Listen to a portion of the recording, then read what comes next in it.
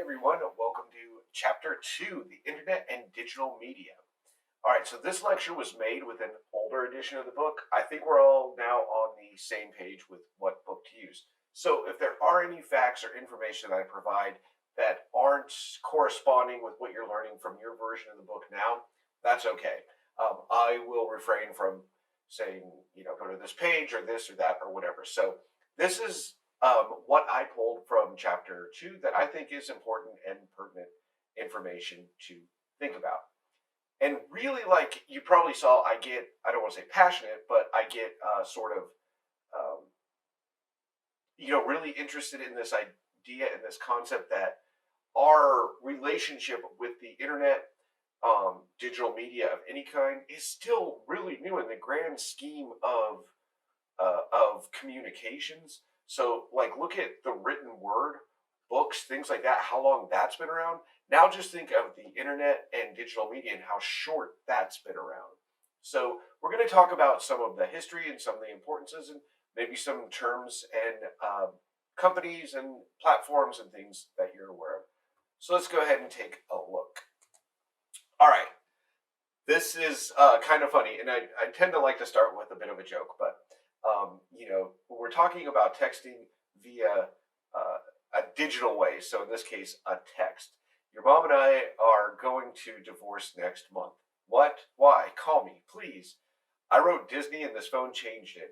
We're going to Disney, right? So we have sort of an interesting relationship, as it were, with electronics. Sometimes they work really well for us. Sometimes they work really bad. Like I said, I think we're still in that process of seeing what is our relationship with anything digital, and our lives. How do they work together for the better? And really, if you've been following the news and seeing things like about artificial intelligence and things like that are all kind of enmeshed in the same world of the digitization of stuff, it's really interesting. I think by the time that you're all adults, the world is going to look completely different, for the better. Let's be optimistic. It's going to be for the better. But I think there are a lot of ethical concerns arising around, the world growing so fast digitally, and these new streams of communication and information that is out there. But anyway, bit of a digression. Let's take a look. I've been hitting the button so many times, I got to look and make sure I'm on the right thing, and I am. Okay, this first slide, a brief history of the internet. You will find it over here in module 2. So you can watch that one. You don't need to watch it with me. You can do that at your own individual discretion. All right, let me get back to my view. All right. So the internet, it is kind of ingrained in our lives. It's what we need and what we use. Just think for a moment, if when the internet goes down, what that means for your day-to-day life. It's kind of funny. Like one time, when I lived in Birmingham, I was renting a room. I had just moved there, and I was waiting for my apartment to open up. And so I rented a room from someone there, and the internet went out, and we sort of both. I didn't really get to know, but we both kind of came out of our rooms. It's like, what do we do with our life now that there's no internet? I guess we have to talk to each other, right? So we can kind of see how things like books, newspapers, television, and radio, they're all kind of all in this one place. They've all been sucked up and absorbed into this information superhighway that is the internet. By the year 2000, 50% of adults were online. By 2015, 89% of adults. I'm going to apologize, and whether that's how do I want to put this? I'm not sure on that stat. When I put that there, that's my fault. I believe that is worldwide. It might be the United States, though. But we won't be able to look it up and check because we're using a different edition of the book. But I believe that's in America. Okay, so at the beginning of the internet, ARPANET in the 1960s, nicknamed where we get the net from. It was made for military and education systems to work off a wired network system. It was created in a way that had no master switch, meaning that it could not be shut off or restricted. I don't know if any of you have ever seen the episode of South Park where the internet goes down and there's kind of like one local hub that is the internet. Email was created in 1971 to allow users on ARPA to send messages. So we can kind of see what were the original reasons for having this. So we can look at military, education, a quicker way of passing information along from one person to another or groups of people.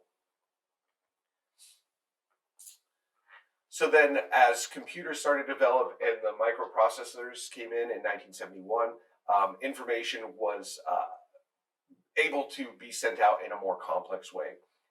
And it also facilitated the personal computer.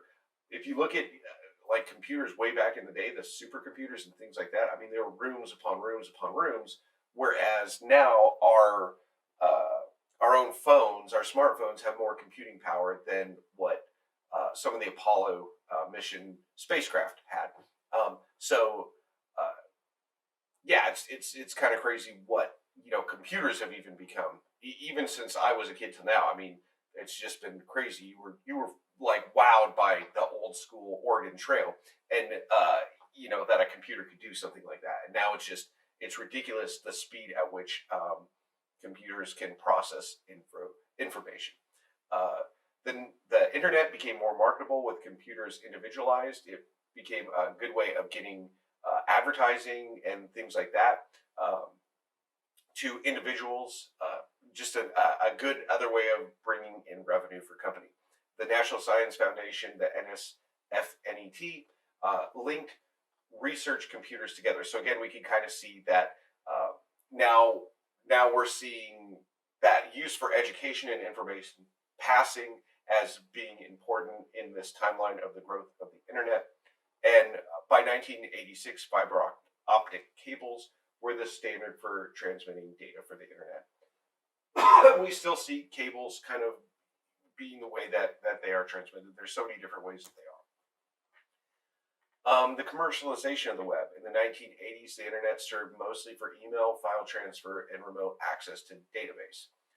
Thanks to scientists at CERN, that particle acceleration lab where they look for the God particle, a text data linking system was created that allowed computers to access information or link to the information anywhere on the web.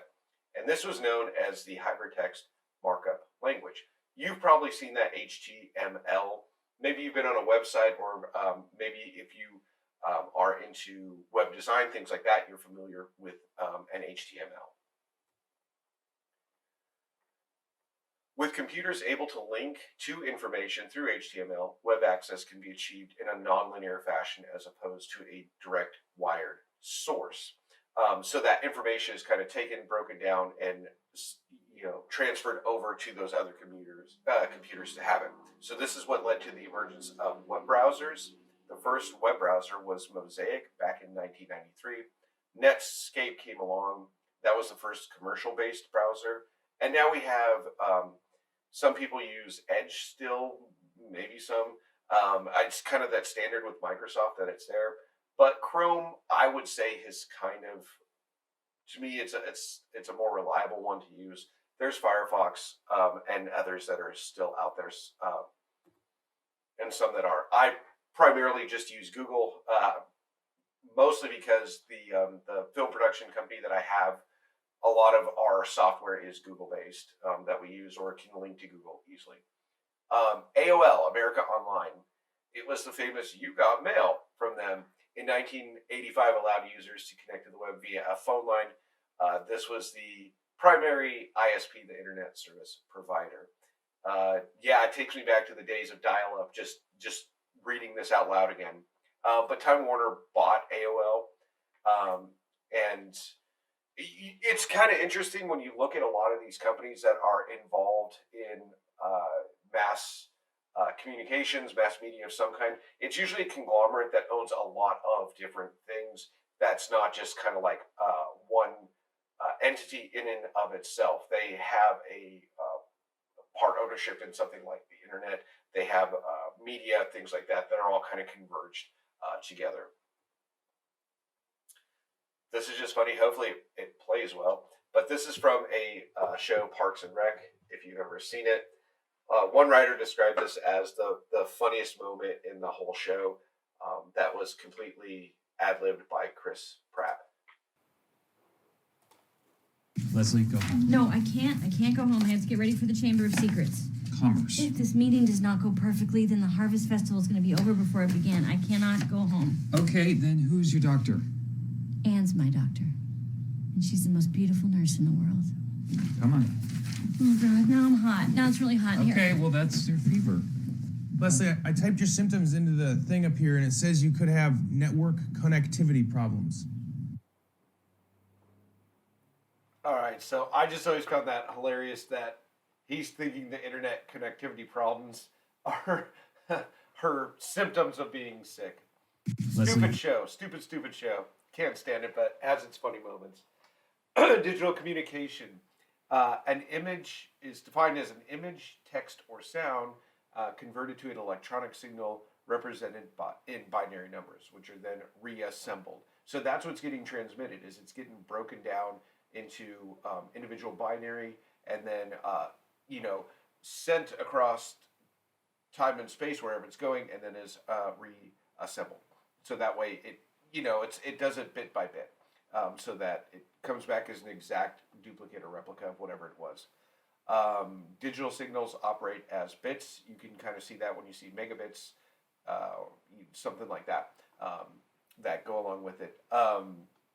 So the main tools of digital communication right now that primarily pertain to email and IM, especially when things first started. I remember, beyond the platforms that are there, the social media and things like that, is just those really kind of changed the way we communicate with one another. You now no longer are beholden to the post office or something like that to transmit your messages. By 2014, Google had announced that it had indexed more than 6 trillion web addresses. And that was up, 60 trillion, and that's up from 6 billion in 2000. So that is just think of all that data that it is collecting and is there. And again, that's 14. Imagine what, what we're like at now at 2023. Search engines helped to make the process of cataloging websites more practical. So as you're reading this chapter, you'll kind of see how this is done. That's how the website needs to know those domains and things like that to get you where you need to be in at a website or something like that. So before, his keywords and popularity became the way users found a web page. Introduced in 1998, Google has maintained a popularity for finding new ways to get users access to web pages. We can kind of see it all over the place, and it's kind of the part of being online. Like I started out, those good and bad, the ads, the way things are monetized and things like that. It's all ways for these companies to get more money, to keep indexing things and to put things there. But even just like, with my classes, I'm beholden a little bit to Google, to YouTube, to these things to be there for me so that I can create my lectures and post them. Of course, it doesn't have to be that way, but it certainly simplifies things and it helps me to communicate with the class. All right, so the types of social media on the social side. So the speed of the internet has led to an increase in all forms of communication and social platform users. So we have things like blogs. There's sort of reverse chronological accounts, personal or corporate, news information sharing, personal accounts, a blogger, WordPress. I am just all over the place today with my words. I am so sorry. I couldn't even say the word word. Tumblr, which I don't think it might still be around, but it's definitely lost its popularity, and Wix. And then we have stuff like microblogging in Twitter. So this is also from the same creator, Parks and Rec. This is The Office. kind of a funny moment, just talking about what's all out there. I mean, it's crazy that there's this unending vastness that is the internet, where anyone can say anything, and they have a place to say what they want to say. www.creedthoughts.gov.www/creedthoughts. Check it out. Last year, Creed asked me how to set up a blog. Wanting to protect the world from being exposed to Creed's brain, I opened up a Word document on his computer and put an address at the top. I've read some of it. Even for the internet, it's pretty shocking. All right. So we know what's out there can be weird, unusual, and the types of people putting things out there can be, a bit odd. We might wonder at why is a certain thing popular versus another. I look at students now, and the new thing that's in, the trend that's in, sometimes to me it might be like, what is the point of this? Why is it there? But that's kind of the fun of the social media side of the internet. It doesn't really matter. People are free to create things. Even TikTok. I mean, if you were like 15 years ago say there's going to be a thing that's this and it's that popular, probably most people would find that engaging or whatever. But they're there, and they're a way we communicate. They're a way we pass information on from one person to another. We have wiki websites. Looking up, wiki is quick in Hawaiian. It's good for collaborative projects where users build something together. So we have things like Wikipedia, fandom sites, things like that are meant for a kind of communal, collaborative places. Usually it's a sort of a resource guide, but it can be for different types of collaborative sharing. We do have file sharing and things like that. I don't know where I would be without Google Drive. Of course, I have to pay for it every month, but it was a good way for us to do business, and it's a good way to share files. And then we have things like crowdfunding, Kickstarter, things like that. It used to be a lot more prevalent. I think people got over crowdfunded. They're still there, but not as much. And then you have collaborative things such as petition sites. Those you see all the time. Sign this petition or whatever the case may be. So then we have sharing content sites or content communities like YouTube, Flickr, fan fiction sites, places like that. Dailymotion is another one. And then I can't think of it off the top of my head which one I'm thinking of. But the file sharing or the content sharing communities, not really files, but the content. For me, I really like corn. What do you like about corn? Ever since I was told that corn was real, it tasted good. Did you think corn wasn't real? But when I tried it with butter, everything changed. I love corn. Corn. Do you think everyone should be eating corn? No, not everyone has to like it to be the best. Yeah. Everyone just has to try it. Have a bite. What else are your favorite things? I play a variety of games. Hide and seek, tag, Neville Lava Monster. Yeah, mostly corn. Then look at this then. I can't imagine a more beautiful thing. It's corn. Look at this. It's corn! Because corn is awesome. Can you describe corn to someone who's never tasted it before? A big lump with knobs. It has the juice. It's the part that mostly makes me like the cone. How much do you think corn should cost? $1. I hope you will have a corn-tastic day. A corn-tastic day? What? It's just a pun about cone. For me, I really like cone. What do you like? All right. I don't know. Ever since I saw that clip, I just thought it was hilarious. But it's interesting to show like our platforms for entertainment have changed so much. Like, shows, an hour-long format, a half-hour-long format, or a movie an hour and a half, 2 hours. Just kind of the way the world is redefining and reshaping itself. Sometimes we just have a minute or 2 minutes, or we collectively, instead of watching one continuous show in our day, having that ability to do an hour's worth of 1 minute clips is kind of becoming the prevalent thing of where we get our internet from. So if we look at things like the telephone, in the 1870s, the radio, 1920s, TV in the 1950s, and the personal computer in the 1970s, they've all converged into kind of one place. So BlackBerry was the first phone. Remember we talked about phones, smartphones particularly, how like that's a good example of convergence of mediums. And this is, you can kind of see how all those things blend into one, where we have that digital information kind of coming into one collected area that fits right in the palm of your hand most time. iPad, iPhone, Android, whatever the case may be, or even just your personal computer itself. It has that convergence of media right there in one place. So the internet's gone from this very selective thing of being, hey, this is a quicker way for us to transmit information from one department to another, one university to another, to this is the totality of our existence in some way is so dependent upon digital media information getting distributed as quickly as possible.